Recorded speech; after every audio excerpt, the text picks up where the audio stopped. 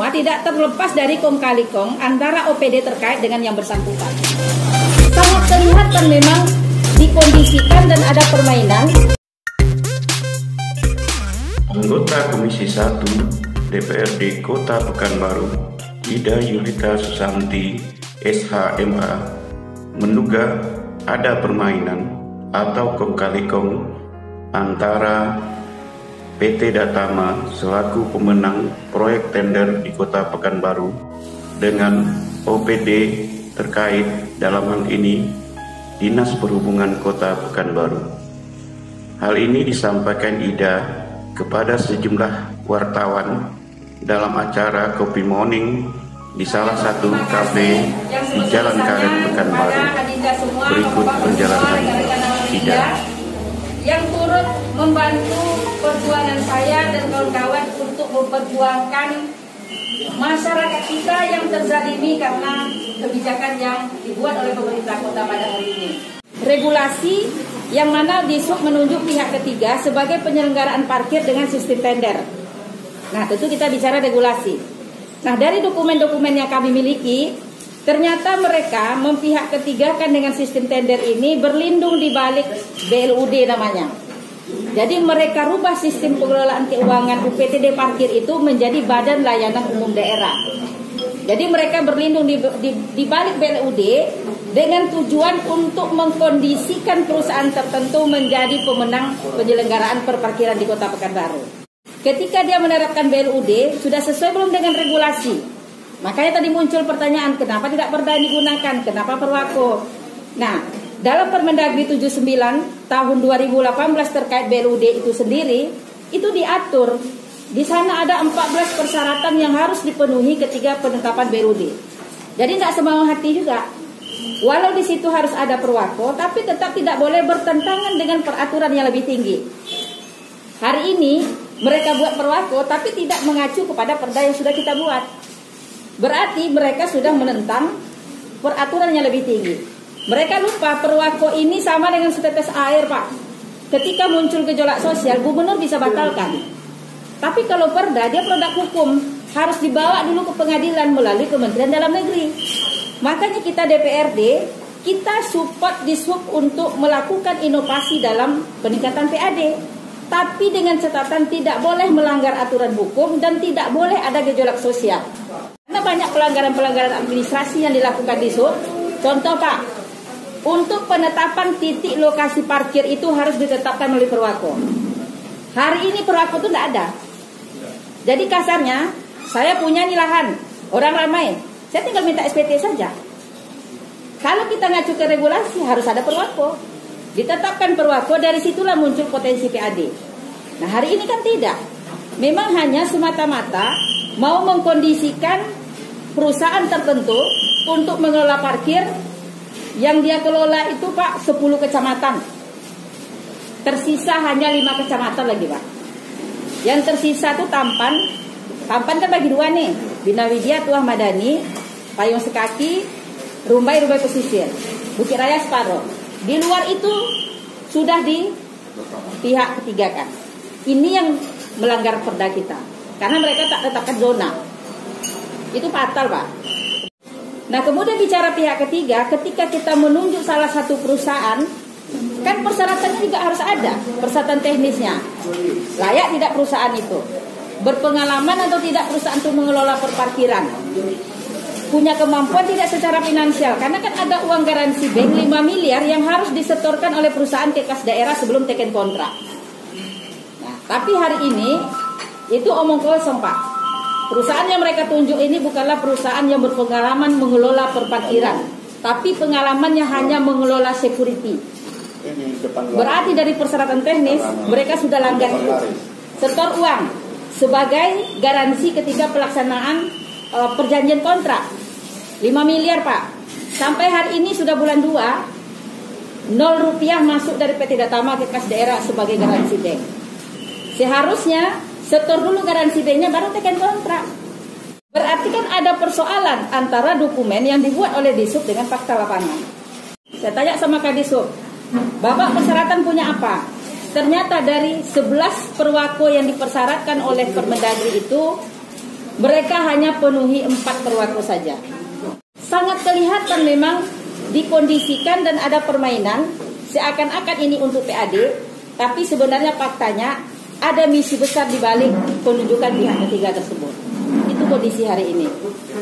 Jadi mungkin Pak Wali Kota menganggap sudah nggak ada artinya seperti kayak saya pendiri parkir ini yang memulai parkir ini dari tahun 73 masih 2.500 dulu, Rp2.50 dulu parkir Honda, mobil Rp7.50. Jadi itulah suka dukanya yang saya alami di akhir tahun 2020. Terus terbit spanduk-spanduk saya tengok di Jalan Sudirman bahwa sudah PT Datama yang mengambil alih mulai tanggal 1 Januari 2021. Tapi apa daya, lantaran saya juga orang kecil, hanya keluhan saya sampaikan sama beberapa orang, dan ada beberapa orang koordinator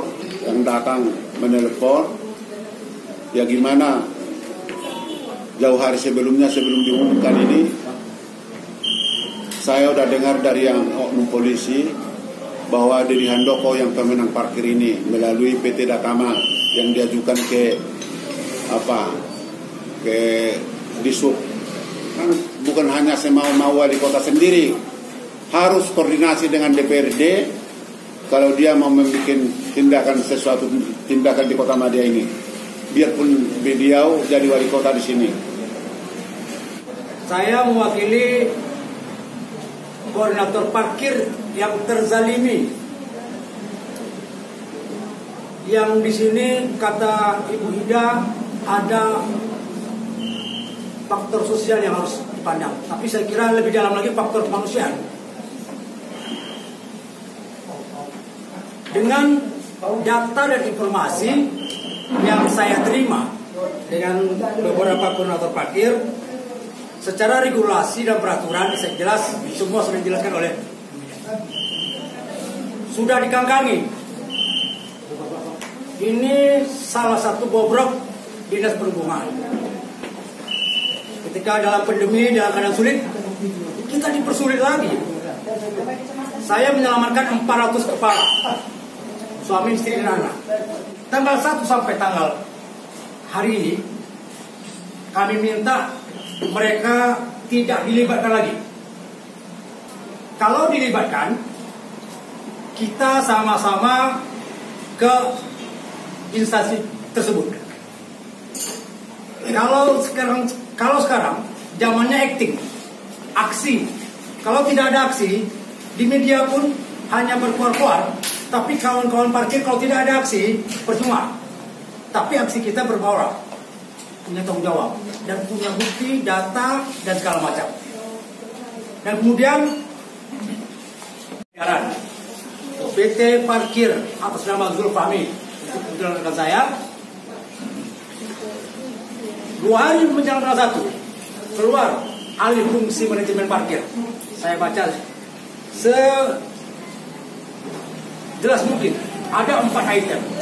Keempat item tersebut yang paling menonjol adalah melakukan koordinasi kepada koordinator parkir lapangan. Itu paling utama itu, supaya sinergitasnya antara pengelola dengan pengelola parkir lama itu bersatu. Ternyata itu tidak dilakukan. Malah sebaliknya, upaya oknum ini dengan upaya paksa, dengan kekerasan, seakan-akan sekonyong-konyong mereka yang berkuasa. Bapak sampai tanggal berapa? Tanggal 31 Desember. Habisnya. Ya. Diperpanjang nggak 1 Januari? Tidak diperpanjang. Jadi saya terima tahunya itu diambil PT Datama itu saya bayar pagi, sorenya jam 3, jam 1 itu sudah diambil PT Datama.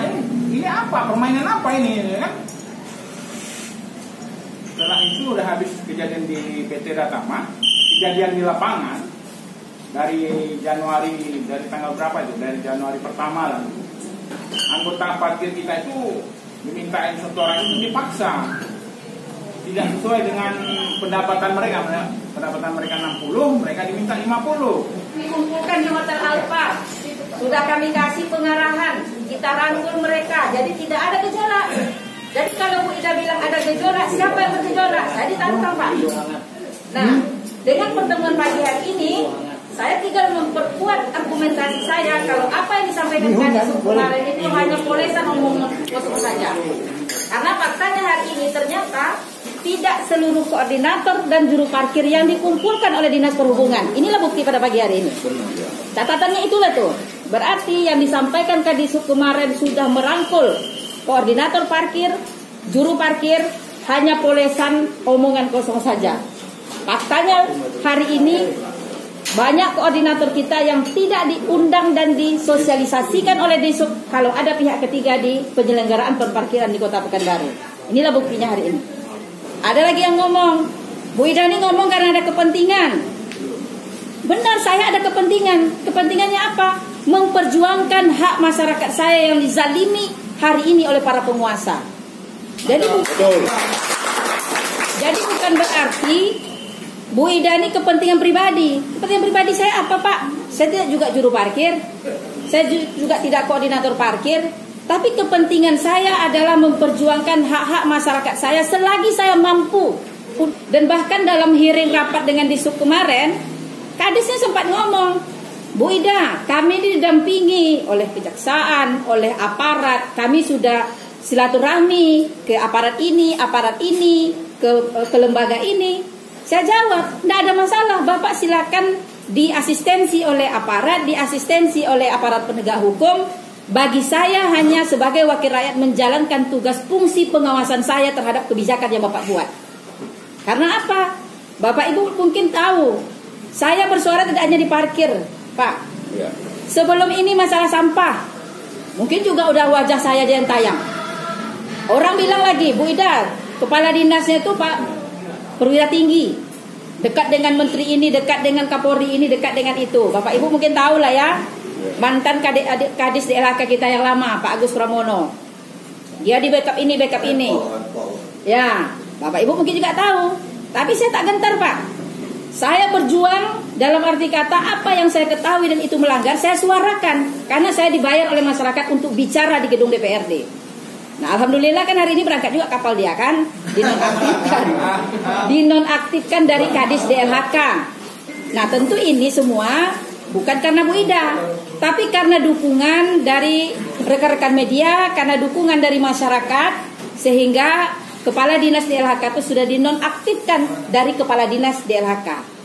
Untuk Dinas Perhubungan sendiri, tidak tertutup kemungkinan kita juga minta wali kota untuk nonaktifkan Yuliarso dari Kadis Perhubungan. Kenapa demikian? Karena kebijakan yang dia buat ini juga menimbulkan gejolak sosial dan merugikan masyarakat bawahan kita. Ini mohon maaf, Pak. Karena apa? Saya beberapa hari lalu jumpa dengan ibu-ibu, Pak. Karena saya lihat juru parkir di lapangan ini banyak ibu-ibu. Tidak hanya bapak-bapak, Pak.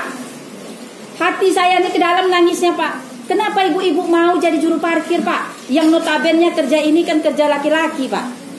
Tapi mereka karena kehidupan, tuntutan hidup, membesarkan anak-anak, ada yang janda punya anak 4, Pak. Mereka jadi juru parkir. Hari ini hilang, Pak, pendapatannya. Makanya saya sampaikan, perparkiran ini adalah salah satu sumber pendapatan dari masyarakat kita yang di bawah. Jadi jangan dibunuh gitu.